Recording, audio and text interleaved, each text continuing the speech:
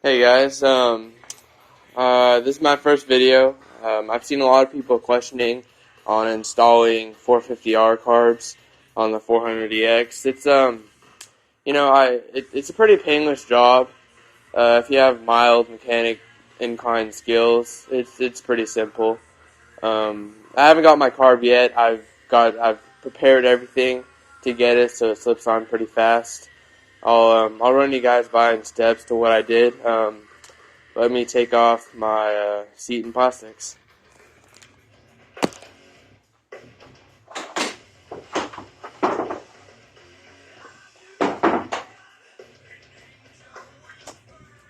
Alright, well, here she is with plastics off. There's a few minor things. I think the hardest thing to do, if you want to do it like how I've done it, is making a bracket. Now this bracket, what you have to do is make a bracket so you can move your airbox up a little bit. Now you have to move the airbox up because the 450 carb is a little bit narrower, width-wise. So you have to make it a little, just close it up a little bit so it all fits right, and you don't have any air leaks or anything like that because you'll never get it dialed in. But first, what I did is I just took this piece of aluminum. I'll take here. Let me get a tape measure. Just kind of show you the sizes I have right now. It was pretty easy to make. I mean, I haven't had a lot of metal working, and as you can see, it doesn't look too bad.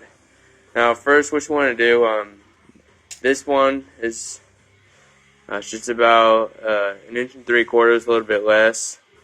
And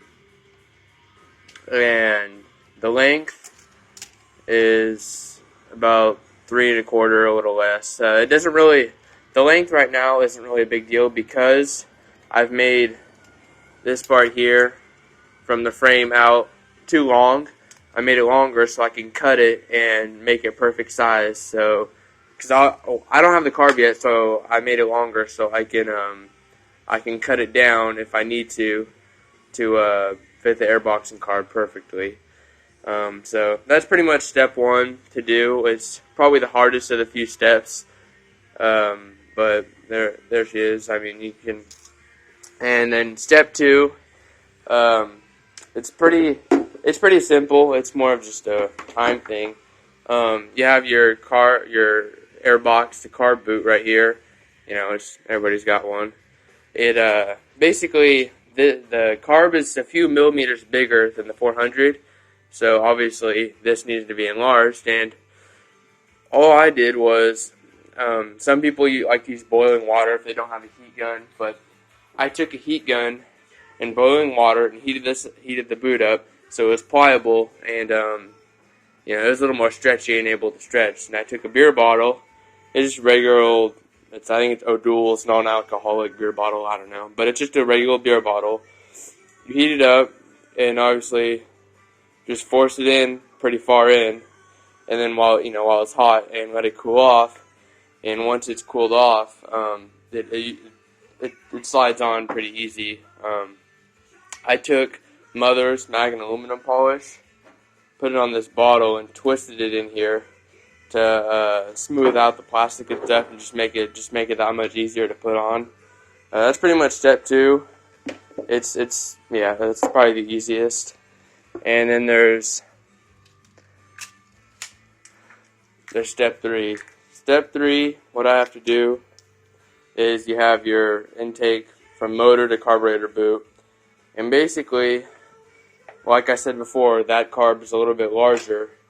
So what I have to do is enlarge this. Now, some people take their Dremel sanders, the barrels, and grind these ridges down a little bit in here. You can see them. But, I like to do things professional without grinding can't think of the word. Without grinding and altering the stuff's original state. Make it just a little more professional, resale value and whatnot. But, so I talked to a guy that did the same thing with the 450 carb, and he put some grease on the carburetor, and him and his brother just forced it in here. I guess after you do that, it slides in and out pretty easy. I think I'll take a heat gun to this too and soften this up just to make it a little bit easier. And I might be able to do it by myself. If not, I can get some help. But that's pretty much step 3. It's probably the second hardest. The most time consuming is probably dialing in the carburetor. I've heard it's kind of a pain in the butt to dial these in. But I'll get mine dialed in and tell you guys what I did and the mods I have.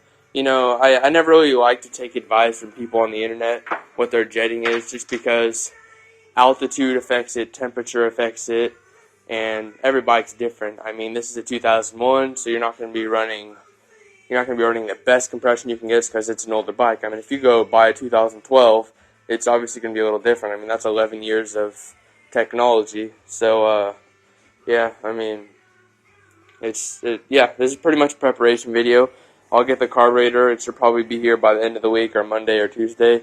And once I do, I'll post up a second video of me putting it on and what I had to do and all that. Oh, and one more thing. If you're going to buy the carburetor, you can't use the 400 throttle cable. You have to use a 450. I think the threads are different or something on the carburetor. But that's all. And then the hot start, which is basically a mechanism for start. I guess the 450s are a pain in the ass to start when they're hot. So I figure you have to block the hot start off, otherwise you'll never dial in the carb. Well, some people like to block it with JB Welds, and I guess that works well for them, but I figure another way of doing it is actually just getting the hot start cable, and it has a plunger and a spring and blocks it for you unless you pull the cable. So I figure I'll get the cable and I'll tie the cable off, or maybe even get the lever for looks and just, never use it. But, yeah, that's pretty much it. I can kind of give you a walk around.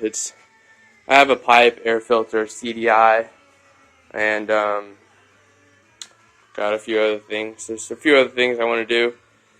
I'm replacing my clutch lever, but enough of this. Yeah, I'll get back to you guys. Thanks.